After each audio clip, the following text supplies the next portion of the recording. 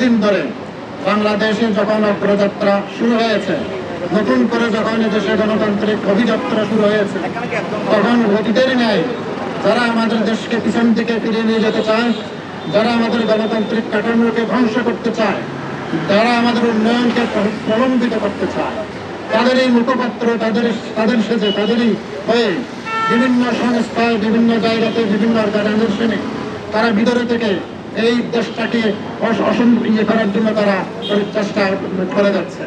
তারই ধারাবাহিকতায় বিগত কিছুদিন আগে আমরা দেখেছি এলজিইডিতে আরেকজন প্রকৌশলীকে হেনস্থা করা হয়েছে, অন্যান্য ডিপার্টমেন্টে হেনস্থা করা হয়েছে, এবং সম্প্রতি বিদ্যুৎ উন্নয়ন বোর্ডের দুজন প্রকৌশলীর উপরে তারা হামলা চালিয়েছে। তারা শুধুমাত্র প্রকৌশলী মেয়েদের উপরে হামলা করে নাই, তারা একজন নারী প্রকৌশলীর উপরে হামলা করেছে। তাদের এই বিভৎসতা, তাদের এই নৃশংসতা আমাদেরকে বিগত 15-17 বছরের স্বৈরাচারী শাসনকে আবার স্মরণ করিয়ে দেয়।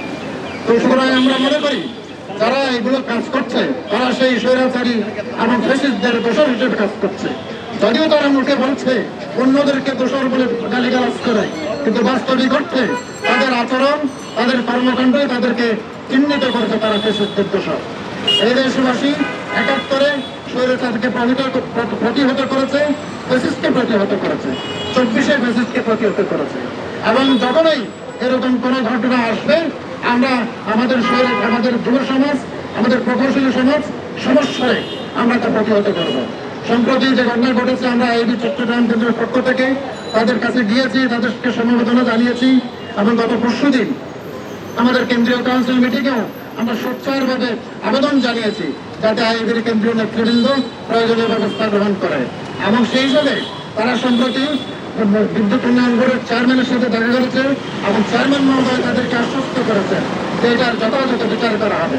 আমরা আজকে আপনাদের সামনে এসেছি, জনগণের কাতারে এসেছি, সাংবাদিক এবং বিশ্বস্ত সংস্থার সদস্যবৃন্দের কাছে এসেছি যে আমাদের এই যাত্রা, আমাদের প্রতিবাদ অব্যাহত থাকবে যতদিন পর্যন্ত এর বিচার সংগঠিত না হয়। আমাদের কেন কোনো মৌখিক আশ্বাসে আমরা বিরত হব না, আমরা আমাদের প্রতিবাদ চালিয়ে যাব। এবং একই সাথে দেশের অগ্রগতিতে সারা দেশে বিদ্যুৎ সরবরাহে, গ্যাস সরবরাহে, পানি সরবরাহে আমরা যেভাবে এখন সদা অবিচল আছি, অবশ্যই ভবিষ্যতে আমরা অনুরূপভাবে আমাদের দেশের অগ্রগতির ভূমিকা রাখবো। কোনো অপশক্তির বিভিন্ন প্রচেষ্টা আমাদের অগ্রযাত্রা থেকে আমাদেরকে বাধা দিতে পারবে না। তাই আজকে আমরা আবেদন জানাচ্ছি, আপনারা যারা আছেন সরকারের সংশ্লিষ্ট মহলে আমাদের এই কথাগুলো তুলে ধরুন এবং এই ন্যাক্কারজনক ঘটনার নিন্দা জ্ঞাপন করুন। আজকে যারা উপস্থিত হয়েছেন প্রকৌশলীরা, সবার প্রতি আমি আন্তরিক কৃতজ্ঞতা জানাই।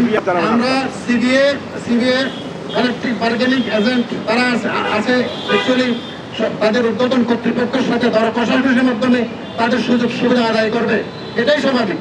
কিন্তু সেটা না করে তারা গায়ের জোরে যখন হামলা করে, তারা যখন একজন নারীর উপর হেনস্থা চালায়, এটা একটা অনৈতিক, এটা অনিয়ম এবং এটা একটা স্বেচ্ছাচারী কাজ। সুতরাং এটার নিন্দার জানানোর ভাষা আমাদের না, সেটা জানাবেই হোক, সেটা সিবিআই নাম দিয়ে হোক, সেটা নন সিবিআই নাম দিয়ে হোক, যে কোনো নাম দিয়ে, যে কোনো এরকম হত্যা প্রচেষ্টা, এরকম হেনস্থা করা এবং নির্যাতন করা, নারী নির্যাতন করা, এগুলো আমরা সর্বদাই নিন্দনীয় এটা, এবং আমরা এখনো নিন্দা জানাই। নিজ দপ্তরে তার এক্সিকিউটিভ ইঞ্জিনিয়ার নীলুফার ইয়াসমিনকে রক্ষা করতে গিয়ে সে শারীরিকভাবে নির্যাতিত হয়েছে।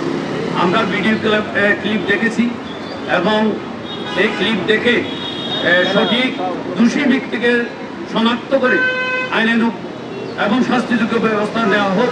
এবং আমরা ইতিপূর্বে দেখেছি ইঞ্জিনিয়াররা যখন সততা ও দক্ষতার সহিত কাজ করতে চায়, কোয়ালিটি মেনটেন করতে চায়, তখনই হয় ঠিকাদার, নাহলে শ্রমিক, নাহলে প্রভাবশালী বিভিন্ন উপরের লেভেল থেকে প্রভাব খাটায় যাতে কোয়ালিটি মেনটেন করা যায় না, তার জন্য সব কিছু দায় দায়িত্ব ইঞ্জিনিয়ারদের উপর আসে। আমি আশা করব এই দোষী ব্যক্তিদের শাস্তি হলে, ইতিপূর্বে হয় নাই, এখন এটা যদি হয়, বিভিন্ন মহল থেকে যারা এরকম সন্ত্রাসী কার্যকলাপ করে তাদের কর্মস্পৃহা কমে যাবে এবং অসৎ উদ্দেশ্যে সংগঠিত ঘটনা কমে যাবে। আমি জোর দাবি যাচ্ছি সরকারের কাছে, কর্তৃপক্ষের কাছে, এবং এই দোষী ব্যক্তিদের সঠিকভাবে শাস্তিযোগ্য বিচার করার জন্য।